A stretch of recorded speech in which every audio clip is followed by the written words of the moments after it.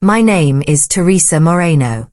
I was born on a sweltering August day in 1957 in a small town called Villa de Reyes, about 40 kilometers from San Luis Potosí, Mexico. The town was one of those forgotten places where time seemed to move slower, where the desert winds carried whispers of ancient fears and modern prophecies, and where everyone knew everyone else's business before they knew it themselves. My earliest memory isn't of my mother's embrace or my father's laughter. It's of sitting in a cramped kingdom hall at the age of 4, my legs dangling from a hard wooden chair, listening to Brother Martinez describe in excruciating detail what would happen to all the wicked people when Jehovah's great day of judgment arrived. The building was a converted auto repair shop that still smelled faintly of motor oil despite years of meetings and prayers. My childhood memories aren't filled with the laughter of toys scattered across a living room floor, or the sweet melody of lullabies sung at bedtime, or birthday parties with cake and colorful balloons. Instead, they're filled with warnings. Constant, relentless warnings of fire, destruction, and God's wrath that would supposedly rain down upon humanity at any moment. Warnings that shaped every aspect of my young life and stole the innocence that should have been my birthright. I was just 6 years old when I first heard the word Armageddon, spoken in hushed, reverent tones during a Tuesday night book study at the Ramirez family's small adobe house. Sister Ramirez had prepared café de olla for the adults, and the sweet smell of cinnamon and brown sugar filled the room, creating an almost cozy atmosphere that was completely at odds with the terrifying subject matter being discussed. The elder's voice, Brother Vasquez, echoed through the modest living room as he read from the Watchtower publication, describing in vivid, nightmarish detail the coming destruction of the wicked world. He spoke about birds pecking at the eyes of corpses, about blood flowing like rivers, about children crying for their parents who would never answer again. His eyes gleamed with what I now recognize as a disturbing enthusiasm as he painted these horrific scenes for an audience that included several young children. From that day forward, that word, Armageddon, haunted me like a relentless ghost in my own home, following me through every corridor of my young mind, whispering threats in the darkness of my bedroom, turning every normal childhood experience into a potential sign of the end times. The images they painted were so vivid, so absolutely terrifying, that I would lie awake at night in the small bedroom I shared with my younger sister Maria, staring at the ceiling and imagining the ground splitting open like a giant mouth, the sky turning black as coal, and the screams of the worldly people who hadn't found the truth echoing across the landscape. At 6, I didn't understand theology or doctrine or the complex interpretations of biblical prophecy. I only understood fear, raw and primal, and it became my constant companion. My parents, Esperanza and Roberto Moreno, were second-generation witnesses who had inherited their faith from my grandmother, a woman who had converted in the 1940s during one of the Watchtower Society's aggressive expansion campaigns in rural Mexico.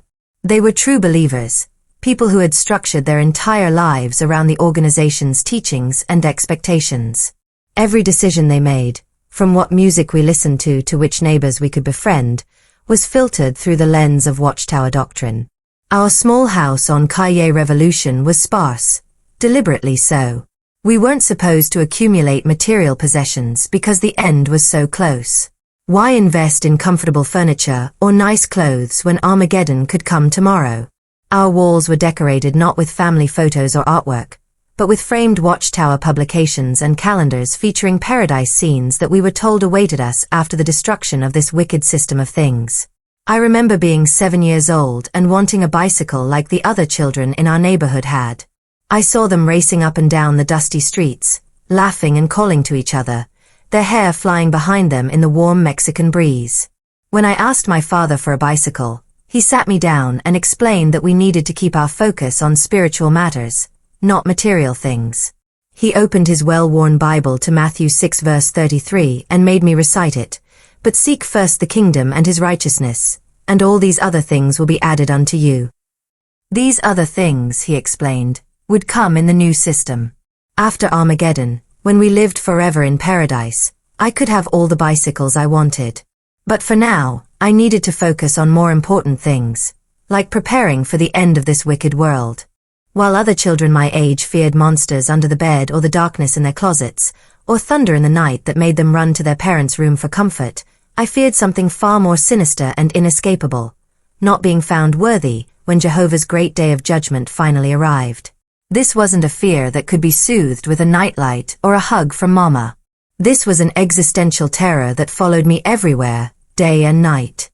Every thunderstorm that rolled across our small town, with its dramatic lightning displays and deafening thunder, became in my young mind an unmistakable sign that the end was imminent. I would hide under my thin blanket, praying frantically and bargaining with God to spare me, to find me worthy when the final judgment came. Every minor earthquake that occasionally shook our adobe house, and they were common in our region, sent me into a panic, convinced that the earth was beginning to split open just as the Watchtower publications had illustrated in their graphic depictions of Armageddon. Every political conflict mentioned on our old radio, every natural disaster reported in the newspapers that my father brought home from work, every instance of violence or crime that filtered through our small community. All of these became, in my childish understanding, irrefutable proof that we were living in the last days, and that the Great Tribulation could begin at any moment. The Watchtower Society had a way of taking normal childhood fears and magnifying them into something monstrous and all-consuming. They taught us that Satan was actively trying to corrupt us, that demons were real and dangerous, that the world outside our organization was controlled by evil forces bent on our destruction. At 8 years old, I was afraid to go to sleep without praying because I worried that demons might attack me in my dreams. I was afraid to make friends with children at school because they might be used by Satan to lead me astray. I didn't sleep peacefully like other children my age. Instead of drifting off to dreams of adventures and fairy tales, I would lie awake for hours, my mind racing with anxious thoughts. Would I be found worthy? Had I done something that day to displease Jehovah? Had I been obedient enough, faithful enough, fearful enough of displeasing God? I would pray frantically before bed, bargaining with God to find me acceptable, to spare me from the destruction I was certain was coming.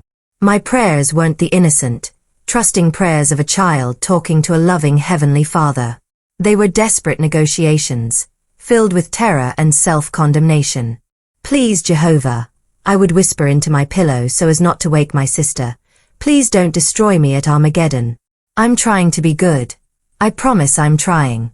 I'll do better tomorrow. I'll be more obedient. I'll study harder. I'll pray more. I didn't play freely in the dusty streets with neighborhood children the way I longed to. Those children were worldly, and I was taught that getting too close to them would contaminate my pure heart and make me unfit for survival into the new system. I watched them from our small front window, their laughter drifting up to me like music from another world, a world I was forbidden to join. When I did interact with schoolmates, it was with a constant awareness that I was different, that I was somehow better than them because I had the truth, but also that I was in constant danger of being corrupted by their worldly influence. I was taught to view every friendship, every invitation to play, every normal childhood interaction as a potential threat to my spiritual purity. I lived like a tiny soldier, always alert, always vigilant, always waiting for a war to erupt from the heavens above. My childhood was spent in a constant state of hypervigilance, watching for signs of the end, analyzing every conversation for spiritual significance, measuring every action against the impossible standard of Watchtower perfection. The worst part wasn't even the fear itself. It was being told that this constant state of terror was actually faith. That my sleepless nights and anxious days were proof of my devotion to Jehovah. That my inability to enjoy normal childhood pleasures was evidence of my spiritual maturity. The adults in my life praised me for being spiritually minded and mature beyond my years, never realizing they were celebrating the death of my childhood innocence and the birth of a deeply traumatized young person. My teachers at school noticed that I was different from other children. I was quiet, serious, always worried about something. When they tried to include me in holiday celebrations or birthday parties for classmates, I would explain that my religion didn't allow such things. I could see the confusion and sometimes pity in their eyes, but I was proud of being different. I had been taught that persecution and being set apart from the world were signs that we had God's approval. As I entered my teenage years, something unexpected began to happen despite the heavy blanket of fear and control that had covered my world for so long. A spark of curiosity began to flicker within me, a natural human desire to understand and question that no amount of indoctrination could completely extinguish. I found myself increasingly fascinated by human behavior and psychology. During those rare moments when I wasn't consumed with fear about Armageddon or focused on religious activities, I would observe the people around me with growing interest. Why did some people seem naturally happy while others appeared constantly worried? Why did some individuals cling desperately to beliefs while others questioned everything? What made people choose the paths they chose in life? These questions felt dangerous even as they formed in my mind. I had been taught that human wisdom was foolishness to God, that psychology and philosophy were worldly pursuits that could lead me away from the truth. But I couldn't stop wondering, couldn't stop being fascinated by the complexity of human nature and the mysteries of the mind. I began to dream, cautiously and secretly, of studying psychology in university. I imagined myself helping people understand their fears and overcome their emotional struggles. Perhaps I could even help fellow witnesses who seemed to struggle with the same anxieties that plagued me. These dreams felt both thrilling and terrifying, like contemplating a forbidden fruit that might taste sweet but would surely bring destruction. But those dreams were quickly and decisively extinguished by the organization's teachings and the pressure from the adults in my life. College was consistently labeled as worldly wisdom, a dangerous path that would inevitably lead me away from the truth and into Satan's trap. The elders reminded us constantly during meetings that the end was too close to waste precious time pursuing higher education that would be useless in the new system. Why study human psychology? Brother Martinez asked during one particularly memorable meeting, when the world and all its wisdom will soon be destroyed. Why invest years of your life learning about this dying system when you could be using that time to help others find the truth before it's too late? The logic seemed unassailable within the closed system of witness thinking. If Armageddon was truly imminent, and they assured us it was, then spending 4 years in university would be like rearranging deck chairs on the Titanic. Worse than useless, it would be actively harmful to my spiritual health. So I obeyed, burying my dreams beneath layers of religious obligation and convincing myself that my desires for education were selfish and spiritually dangerous. Instead of preparing for university, I prepared for full-time ministry. I became a pioneer at 18, dedicating at least 90 hours per month to the door-to-door preaching work that was considered the most important activity a young witness could engage in. Under the scorching Mexican sun, I walked from house to house throughout Villa de Reyes and the surrounding areas, carrying a worn leather book bag filled with Watchtower and Awake magazines, books, and tracts. I knocked on doors of strangers, offering them the same fear-based message that had paralyzed my own heart since childhood. I warned them about the coming destruction, urged them to study with Jehovah's Witnesses, and tried to convince them that their only hope for survival lay in joining our organization. Every door I knocked on was a small battle against my own growing doubts. I was supposed to be filled with joy and enthusiasm about sharing the good news, but increasingly I felt like I was peddling fear rather than hope. The message I carried was less about God's love and more about his impending wrath. I was essentially telling people, your world is about to end violently unless you do exactly what we tell you to do. I was told this was the highest form of love, warning people about their impending doom so they might have a chance to save themselves. But it felt more like emotional terrorism than love. I watched people's faces change when I delivered the Watchtower's message, saw fear creep into their eyes, witnessed the same anxiety that had haunted my own childhood taking root in their hearts. Every rejection at a door felt deeply personal. Every person who slammed their door in my face or politely declined our literature was, in my mind, choosing destruction over salvation. The weight of their eternal fate seemed to rest on my teenage shoulders, and I carried that burden with the grim solemnity of someone far beyond my years. The organization taught us that people's rejection of our message was proof that they had hard hearts and were deserving of destruction. But increasingly, I wondered if their rejection was actually a healthy response to a message designed to create fear and dependence. These doubts felt like spiritual cancer, dangerous thoughts that could metastasize and destroy my faith entirely. My teenage years, which should have been filled with discovery, education, romance, and the gradual development of my own identity, were instead consumed entirely by religious obligation. I attended 5 meetings per week, spent 90+ hours per month in field service, participated in circuit assemblies and district conventions, and devoted every spare moment to personal study of Watchtower publications. Romance was virtually forbidden. Dating was only permitted if marriage was the immediate goal, and only with baptized witnesses who were in good standing. I was 19 before I had my first real conversation with a young man my age, and even then it was carefully supervised and focused entirely on spiritual matters. The natural exploration of relationships and sexuality that marks most people's teenage years was replaced with rigid rules and the constant threat of disfellowshipping for even minor infractions. I graduated from high school with decent grades despite the organization's discouragement of academic excellence.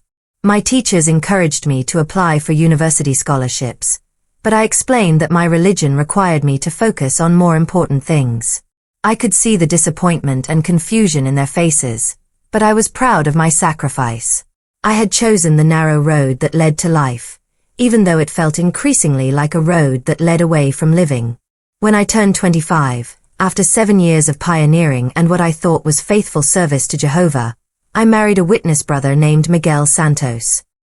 He was 28, a ministerial servant who worked as a mechanic and had a reputation in our circuit as being spiritually strong and doctrinally sound. Our courtship, if it could even be called that, lasted exactly 6 months and was conducted under the careful supervision of our respective families and the local elders. Miguel appeared kind and gentle during our brief, supervised dating period. He brought me small gifts, always appropriate and spiritual in nature, like books from the Watchtower Society or beautiful flowers that reminded him of the paradise earth we would soon inherit. He spoke passionately about his desire to serve Jehovah together with a wife who shared his commitment to the truth. He seemed like the answer to prayers I had been offering for years. But marriage revealed aspects of Miguel's personality that had been carefully hidden during our courtship. He was extremely rigid in his interpretation of our faith, and I soon discovered that his kindness came with conditions that were as numerous as they were unpredictable. I found myself being corrected constantly, not just for obvious infractions but for subtle violations of his personal understanding of what constituted proper Christian behavior. If my dress was deemed too short by half an inch, even if it met the organization's published standards, Miguel would pull me aside and lecture me about modesty and the importance of not causing brothers to stumble. If I seemed too interested in secular topics during conversations with other congregation members, he would spend our entire drive home explaining how dangerous worldly thinking could be to our spiritual health. If I asked too many questions during our family study sessions, he would become suspicious about the state of my heart and my level of submission to the organization's teachings. If I expressed any opinion that differed from his own, even on minor matters, he would remind me of the biblical principle of wifely submission and the importance of maintaining unity in our Christian household. I wasn't really his wife in the truest sense of the word. I was his spiritual report card, a reflection of his standing in the congregation. My behavior, my appearance, my thoughts, my associations, everything about me was subject to his oversight and constant evaluation. My worth as a person was measured entirely by how well I reflected his spiritual leadership and enhanced his reputation as a faithful brother. The elders praised Miguel for his strong spiritual headship, and I was held up as an example of proper Christian submission. Other sisters in the congregation were encouraged to look to our marriage as a model of how Jehovah intended Christian couples to relate to each other. The irony was devastating. Our marriage was being celebrated as an ideal when it felt more like a prison sentence. We had 2 children together during our first 5 years of marriage, Ana in 1984 and Carlos in 1987. Pregnancy and early motherhood offered me brief respites from some of Miguel's oversight, as I was considered to be fulfilling my primary role as a Christian woman by bearing and raising future servants of Jehovah. But even in motherhood, I found myself desperately trying to shield my children from the same paralyzing fear that had consumed my own childhood and continued to dominate my adult life. How can you protect your children from something when you're still drowning in it yourself? How can you offer them security and peace when your own heart is constantly churning with anxiety about the end of the world? I watched with growing horror as that familiar anxiety began to creep into their young eyes during Kingdom Hall meetings. Anna, even as a toddler, would cling to me when the speakers described the coming destruction, her small fingers gripping my dress as if she could somehow anchor herself to safety. Carlos would wake up crying from nightmares about Armageddon, just as I had at his age. I wanted desperately to be the mother who encouraged their dreams, who celebrated their achievements without reservation, who made them feel safe and loved unconditionally. Instead, I found myself repeating the same warnings, implementing the same restrictions, teaching the same fear-based doctrines that had stolen my own childhood joy and sense of security. The guilt was overwhelming. I knew I was perpetuating a cycle of trauma, passing on to my innocent children the same psychological chains that had bound me since I was their age. But I didn't know how to break free. The fear of Armageddon was so deeply embedded in my psyche that questioning it felt like questioning my own existence. Miguel's control extended to every aspect of our children's lives as well. He monitored their playmates, their school activities, their exposure to worldly influences with the same rigidity he applied to monitoring me. Our home wasn't filled with laughter and spontaneous joy. It was a carefully controlled environment where every activity had to serve a spiritual purpose. Birthday parties were forbidden, of course, as were Christmas celebrations, Halloween costumes, and even seemingly innocent activities like school plays that might have religious themes from other faiths. Our children learned early to explain to their classmates why they couldn't participate in normal childhood celebrations, and I could see the isolation and differentness settling over them like a heavy blanket. The year 2008 marked the beginning of the end of my life as a Jehovah's Witness, though I didn't recognize it at the time. It started with a simple question from my son Carlos, who was 8 years old and beginning to notice just how different our family was from everyone else around us. He had been watching his classmates at school celebrate birthdays with cake and laughter, colorful decorations and excited gift-giving. These celebrations were foreign to him, forbidden pleasures that he could only observe from the outside. The isolation was beginning to wear on him, and I could see in his young eyes the same questioning that had once stirred in my own heart before being suppressed by fear and obligation. One afternoon in March, he came home from school looking particularly thoughtful and sad. We were sitting in our small kitchen, and I was helping him with his homework while preparing dinner. The late afternoon sun was streaming through our single window, casting long shadows across the worn linoleum floor, when he asked me the question that would change everything.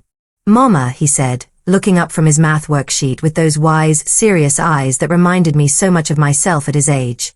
"Why can't we celebrate birthdays when all my friends do? Why do we always have to be different from everyone else?" I felt my stomach clench as he asked the question I had been dreading for years. I gave him the standard Watchtower answer that had been programmed into me through decades of repetition. The explanation about pagan origins and how birthday celebrations displease Jehovah because they focus attention on humans rather than on God. The words felt hollow and rehearsed as they left my mouth, like lines from a play I had been performing for so long that I had forgotten it was just an act. But as I spoke, something deep inside me cracked, not broke entirely, but developed a hairline fracture that would eventually split wide open. Carlos listened to my explanation with the patience of a child who had heard similar reasoning many times before, but when I finished, he looked at me with an expression that I will never forget. "I understand what you're saying, Mama," he said quietly, his voice carrying a sadness that no 8-year-old should have to bear. "But I still feel like we're always missing out on life. My friends get to be happy about being born, and we're not allowed to be happy about anything except meetings and field service." I couldn't answer him.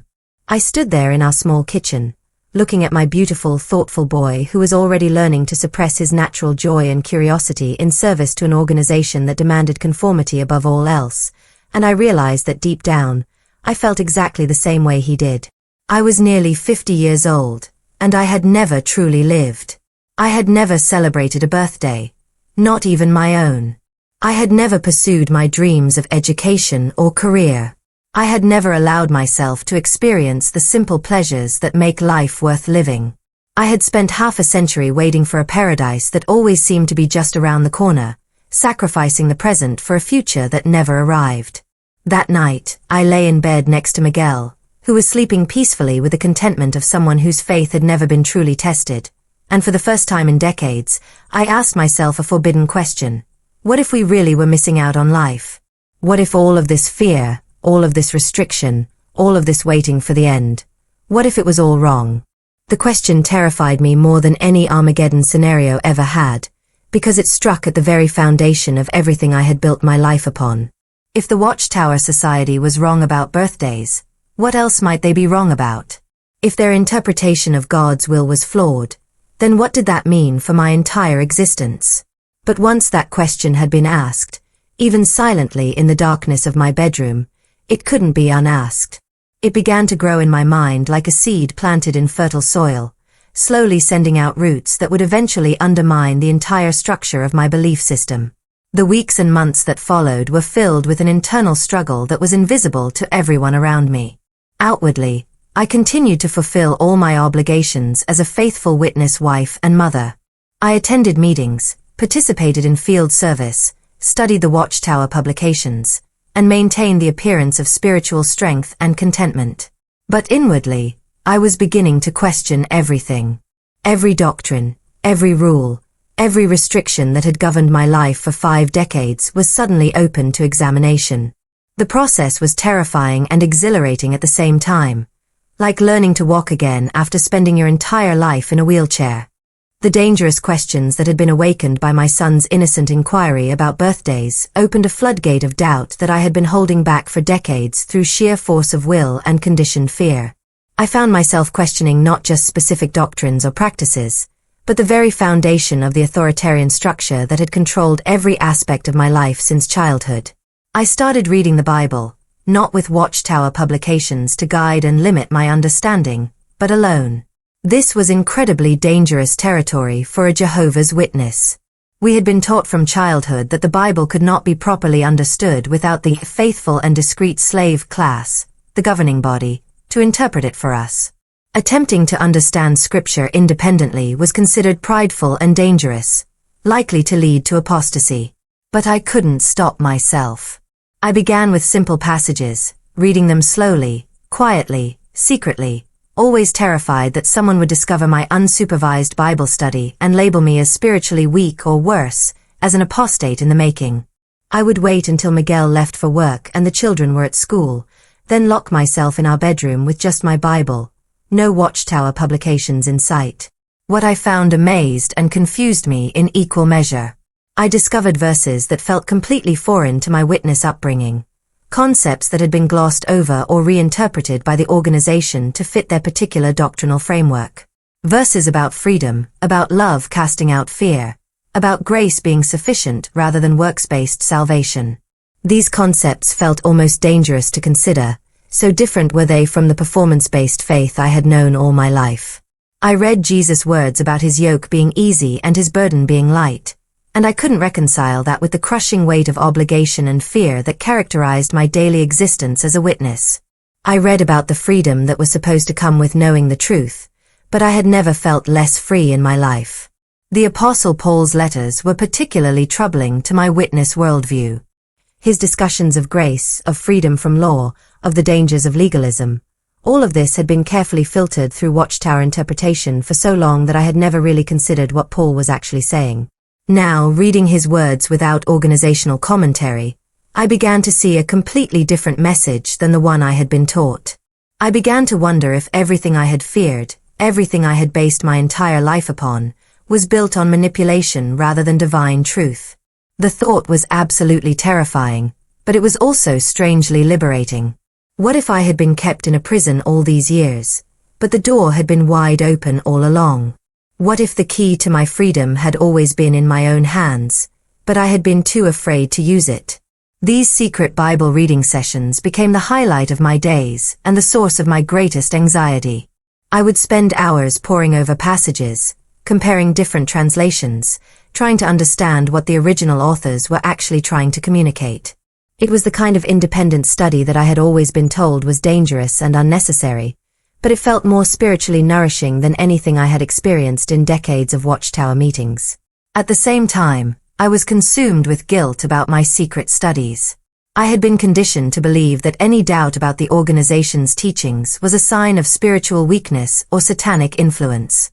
I would pray desperately for Jehovah to help me overcome my doubts and return to faithful obedience, all while continuing to read passages that seemed to encourage the very questioning I was trying to suppress.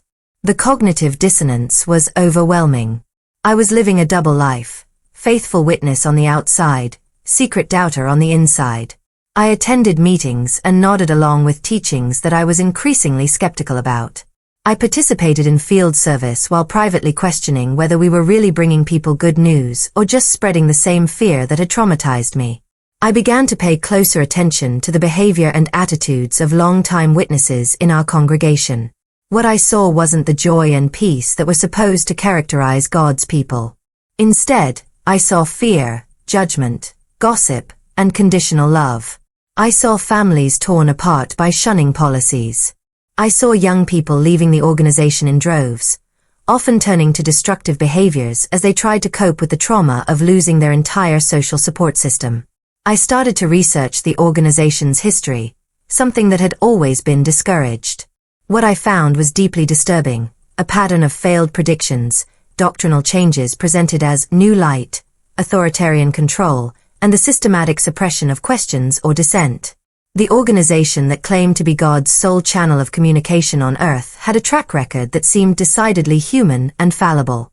The decision to leave the Jehovah's Witnesses didn't happen overnight. It was a gradual process that took place over nearly 3 years, from 2008 when my doubts first began to crystallize, until 2011 when I finally stopped attending meetings altogether. During those 3 years, I went through every stage of grief multiple times: denial, anger, bargaining, depression, and finally, acceptance. By 2010, I had reached a point where I could no longer honestly participate in the activities that had defined my entire adult life. Sitting in Kingdom Hall meetings, listening to teachings I no longer believed, felt like torture. Going door to door, trying to convince others to join an organization I was privately questioning, felt like fraud. Living with Miguel, pretending to be the faithful witness wife he expected, felt like slowly suffocating. The final straw came during a circuit assembly in early 2011. The visiting circuit overseer gave a talk about the dangers of independent thinking, warning the audience about the spiritual dangers of questioning the organization's teachings or seeking truth outside of Watchtower publications. As I sat there listening to him essentially condemn the very journey of discovery that had brought me so much genuine spiritual growth, I realized I couldn't pretend anymore. At the age of 54, I made the most terrifying and courageous decision of my life. I stopped attending Kingdom Hall meetings. I didn't make a dramatic exit or write a letter of disassociation that would have resulted in immediate shunning from family and friends. Instead, I chose to fade away gradually, becoming slowly invisible to the only community I had ever known. The process of fading required careful navigation. I had to reduce my meeting attendance gradually enough that it didn't trigger immediate elder intervention, while also preparing myself emotionally and practically for the isolation that would inevitably follow. I started by missing 1 meeting per week, then 2, claiming various health issues and family obligations as excuses. The elders visited me once, about 6 months into my fading process. Brothers Martinez and Vasquez, men I had known for over 2 decades, came to our home on a Thursday evening when Miguel was working late. They asked about my spiritual condition and offered to help me return to Jehovah, speaking as if my absence from meetings was obviously a sign of spiritual illness that required treatment. I gave them vague answers about personal struggles and health issues, depression, and overwhelming family responsibilities. I spoke in the language they understood, framing my absence in terms they could categorize and dismiss rather than revealing the true nature of my spiritual journey. They seemed satisfied with my explanations and offered to arrange for some of the sisters to help with my children or household duties if that would enable me to return to regular meeting attendance. After that single visit, they stopped coming. I realized then how conditional their love and concern truly were. These men who had praised me for decades as a faithful sister, who had held up my marriage as an example to younger couples, who had commended my pioneering service, they wrote me off after one conversation when I couldn't provide the simple reassurances they were looking for. My husband Miguel's reaction was predictable but heartbreaking. He couldn't understand how I could abandon the truth after so many years of faithful service. From his perspective, I was throwing away everything we had built together, our standing in the community, our hope for the future, our children's spiritual welfare. He saw my questioning as a betrayal not just of the organization, but of him personally. Our marriage, which had already been strained by years of religious obligation masquerading as love, finally crumbled under the weight of my apostasy. Miguel became cold and distant, treating me like a dangerous influence that needed to be contained rather than a wife who deserved understanding and support. He began monitoring my interactions with our children, afraid that I would contaminate their faith with my doubts. The isolation was devastating. In leaving the Witnesses, I wasn't just changing my religion. I was losing my entire social support system, my cultural identity, my framework for understanding the world. Every friend I had ever made, every social connection I had cultivated, every source of community and belonging in my life was tied to the organization I was leaving behind. The social consequences extended far beyond just missing out on social activities. My daughter Anna, who was 27 at the time and deeply committed to the organization, was counseled by the elders to limit her contact with me. The official policy was that family members could maintain necessary family contact with inactive relatives, but anything beyond that was discouraged as potentially spiritually dangerous. Anna struggled with the decision. I could see the conflict in her eyes during our increasingly rare and strained conversations. She loved me and wanted to maintain our relationship, but she had been conditioned from childhood to view anyone who left the organization as dangerous and spiritually diseased. Ultimately, influenced by her father and the congregation's expectations, she chose to maintain her distance. My son Carlos, however, had a completely different reaction. He had left the Witnesses himself a few years earlier, during his late teens, and had been waiting patiently for me to find my own courage to break free. He understood better than anyone the internal struggle I had been going through, having experienced his own journey of awakening and departure. When I finally told him about my decision to stop attending meetings, he held my hand across our small kitchen table and said something I will never forget. "It's your time now, Mama. It's finally your time to live." Those words broke something open inside me that had been locked away for decades. For the first time in my adult life, someone was telling me that it was okay to choose my own path, that I deserved to make decisions based on my own understanding rather than someone else's interpretation of God's will. The relief was overwhelming, but so was the terror of stepping into completely unknown territory.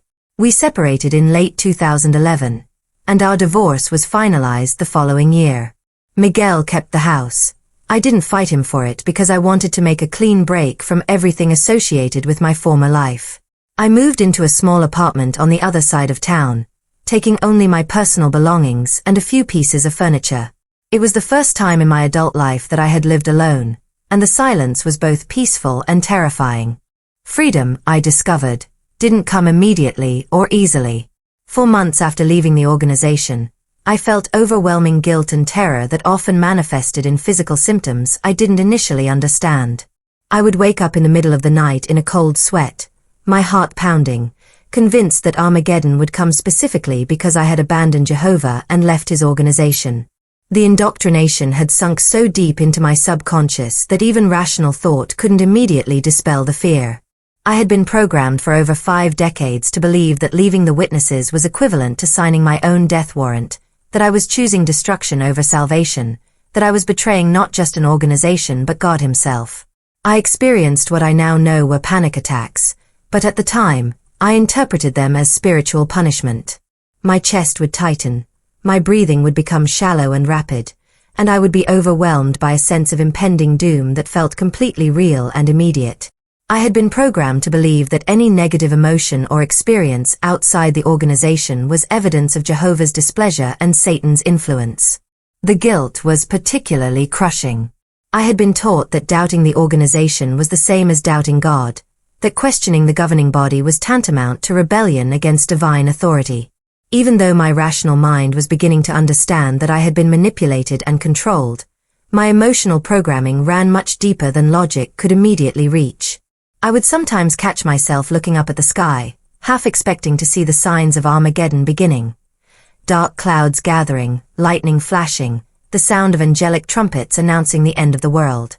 The fear was so deeply embedded that I couldn't simply think my way out of it.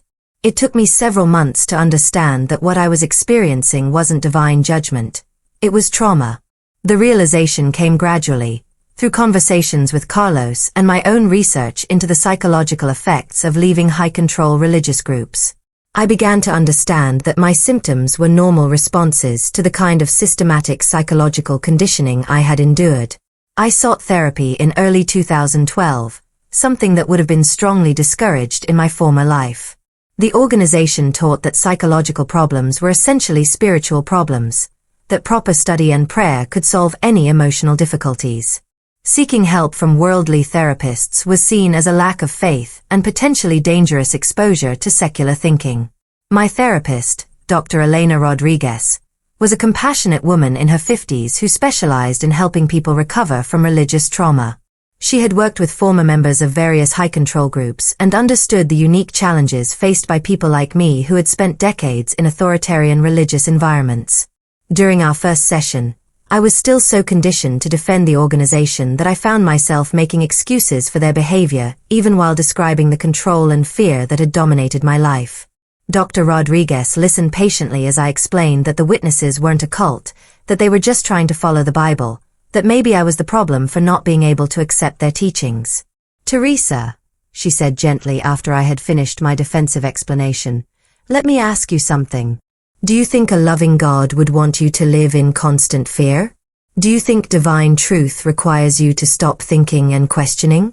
Do you think healthy spirituality should separate you from your family if you have doubts?" Her questions were simple, but they cut straight to the heart of the matter. I had been so focused on defending the organization's right to control my life that I had never really considered whether their methods were consistent with the loving God they claimed to represent. Through months of therapy sessions, I began to unpack decades of conditioning and understand the sophisticated methods that had been used to control my thoughts and behavior. Dr. Rodriguez explained how high-control groups use fear to maintain compliance, how they condition members to equate leaving with death and destruction, how they create dependency by isolating members from outside support systems. She helped me understand that the fear I had lived with wasn't holy or righteous, it was psychological abuse. She explained the concept of learned helplessness, how people can be conditioned to believe they have no choices even when escape routes are available. She helped me see that my worth as a person wasn't tied to my performance or my adherence to religious rules. I learned about cognitive dissonance, the uncomfortable feeling that results from holding contradictory beliefs simultaneously. For years, I had believed that God was love while also believing that he would soon destroy billions of people. I had believed that the truth would set me free while feeling increasingly trapped and controlled. The dissonance had been eating away at me for decades, but I had been trained to suppress it rather than examine it. Through therapy, I discovered that healthy spirituality could exist without fear, that God, if he existed, wasn't the angry, demanding deity I had been taught to worship. I learned that doubt and questioning were normal, healthy parts of human development rather than signs of spiritual weakness or satanic influence. The healing process was slow and often painful. There were days when I felt like I was going crazy, when the programmed responses would surge up and overwhelm my rational understanding. I would have moments of intense guilt where I would consider going back to the Kingdom Hall, convinced that I was making a terrible mistake that would cost me my eternal life. But gradually, with Dr. Rodriguez's help and my own determined effort to understand what had happened to me, I began to distinguish between genuine spirituality and religious manipulation. I learned to recognize the difference between healthy faith and induced fear, between divine love and organizational control. Now, at 68 years old, I am finally learning what it means to live without fear, to make decisions based on my own understanding rather than someone else's interpretation of divine will. The process of reclaiming my life has been like learning to walk again after spending decades in a psychological wheelchair. Difficult, sometimes painful, but ultimately liberating beyond anything I could have imagined. I have discovered simple pleasures that would have been forbidden in my former life, and I treasure each one with the gratitude of someone who knows what it's like to live without them. I drink coffee on my small porch in the morning, watching the sun rise over the mountains near my new home in a different part of San Luis Potosí. The ritual is simple but profound, sitting quietly, breathing freely, enjoying the warmth of the sun on my face without guilt or fear. I celebrate birthdays now, my own and others, with genuine joy and wonder. My first birthday celebration at age 55 was one of the most emotional experiences of my life. Carlos had arranged a small party with just the two of us, complete with a cake and candles. When he told me to make a wish before blowing out the candles, I was overwhelmed with emotion. For the first time in my life, I was celebrating the fact that I had been born, acknowledging that my existence was something worth commemorating. I have friends from all walks of life now, people I would never have been allowed to associate with in my former existence. Some are Christians from various denominations, some are atheists or agnostics, some are still searching for their own spiritual path. I don't try to convert them or judge their choices. I simply enjoy their company and learn from their diverse experiences and perspectives. Maria, my closest friend, is a retired teacher who left the Catholic Church in her 40s after questioning its teachings about women and sexuality. We met at a support group for people recovering from religious trauma, and we discovered that despite our different backgrounds, we had experienced remarkably similar patterns of control and manipulation. She has become like a sister to me, someone who understands the unique challenges of rebuilding your identity after leaving a high-control religious environment. I volunteer at a local crisis center now, helping people who are struggling with various life challenges. Many of them are dealing with religious trauma of their own, and I find that sharing my story helps them realize they're not alone in their struggles. I don't try to save them or offer easy answers. I just listen and offer hope that life can be beautiful on the other side of fear. The work is deeply meaningful to me because it represents everything I was never allowed to be as a witness. Instead of trying to convince people to join a particular organization, I'm simply helping them find their own path to healing and wholeness. Instead of offering conditional love based on compliance with religious rules, I'm offering unconditional acceptance and support. I've discovered a love of learning that was suppressed for decades by the organization's discouragement of higher education and independent thinking. I audit classes at the local university, literature, psychology, philosophy, subjects that were once forbidden to me.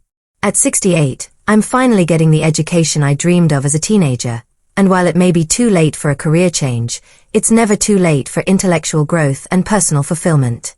The relationship with my daughter Anna has slowly, carefully begun to heal. She's still an active witness, but she started to question some of the organization's teachings, especially regarding family relationships and the treatment of former members. We meet for coffee occasionally at a neutral location, and while we don't discuss religion directly, I can see her observing my life, noting that I'm not the angry, bitter apostate she was told I would become. During our last conversation, she mentioned that she had been struggling with depression and anxiety, feelings that were all too familiar to me from my own years in the organization. I didn't try to convince her to leave. I simply listened and offered support. I could see her surprise at my response. She had expected judgment or attempts at conversion, but instead found unconditional maternal love. "You seem happier, Mama," she said quietly as we were parting ways. "More peaceful than I remember you being when I was growing up." Her observation was absolutely accurate. Despite the challenges of rebuilding my life at 54, despite the losses and the loneliness and the fear, I am happier than I have ever been. For the first time in my adult life, I wake up each morning without the crushing weight of fear and obligation that characterized my existence as a witness. I've learned to trust my own judgment, to make decisions based on love rather than fear, to value questions as much as answers. I've discovered that spirituality doesn't require organizational membership, that God, if He exists, is big enough to handle my doubts and questions, that faith can coexist with intellectual honesty. If you're reading this story and you still feel trapped in a world of religious fear, I want you to know that I understand your struggle more intimately than words can express. I have walked that same dark path of constant anxiety, lived with that same crushing weight of obligation, felt that same terror of disappointing an angry God who seemed impossible to please. If you lie awake at night fearing Armageddon or eternal punishment, if you feel guilty for having doubts about teachings you've been told are absolutely true, if you're afraid to question what you've been taught because you've been told that questioning itself is dangerous, I have experienced all of these things, and I want you to know that you are not alone. But I also want to tell you something that took me 50 years to learn, something that might change your life if you can find the courage to really hear it. Fear is not faith. A God who demands to be loved through terror is not worthy of worship. Any organization that threatens you with destruction for asking honest questions about their teachings is not representing divine truth. They are exercising human control. You deserve to breathe without guilt. You deserve to dream without shame. You deserve to live without the constant fear of divine punishment hanging over your head like a sword. You deserve to ask questions, to think independently, to make your own decisions about what you believe and how you want to live your life. The journey out of high-control religion is not easy. I won't lie to you about that. You will face losses that feel overwhelming. You may lose community, family relationships, your sense of certainty about the meaning and purpose of life. You may experience periods of intense fear, guilt, and confusion as you learn to distinguish between authentic spirituality and religious manipulation. But you will also discover parts of yourself that you never knew existed. You will find that life can be beautiful, meaningful, and filled with genuine love without the threat of eternal destruction overshadowing every moment. You will learn that questions are not enemies of faith but pathways to deeper understanding. You will discover that you are stronger and more capable than you ever imagined. There is life after the Watchtower, after any organization that controls through fear rather than leading through love. You are not alone in your doubts, and you are not evil for questioning. You are human, and questioning is one of the most fundamentally human things we can do. It's how we grow, how we learn, how we become the people we were meant to be. Your life belongs to you, not to an organization, not to family members who judge your spiritual choices, not to elders who claim to speak for God but who are just as human and fallible as you are. You have the right to think your own thoughts, make your own decisions, and chart your own course through this complex, beautiful, challenging world. The door to your prison may have been locked from the inside all along. The key has always been in your hands. You just needed permission to use it. I'm giving you that permission now, as someone who waited far too long to give it to herself. You don't have to spend your life afraid. You don't have to sacrifice your dreams on the altar of someone else's interpretation of God's will. You don't have to live in the shadows, always fearful of doing something wrong, saying something inappropriate, thinking something dangerous. Step into the light. Ask the hard questions. Trust your own heart and mind. Seek truth wherever it leads you, even if it leads you away from everything you've been taught to believe. The authentic you, the person you were meant to be before fear and control reshaped you, is still there, waiting to be discovered. And when you find the courage to take that first step toward freedom, remember that you are not walking alone. There are thousands of us who have made this journey before you, and we're here to offer support, understanding, and hope for the beautiful life that awaits you on the other side of fear. The end of your old life can be the beginning of your real one. I promise you, it's worth the journey.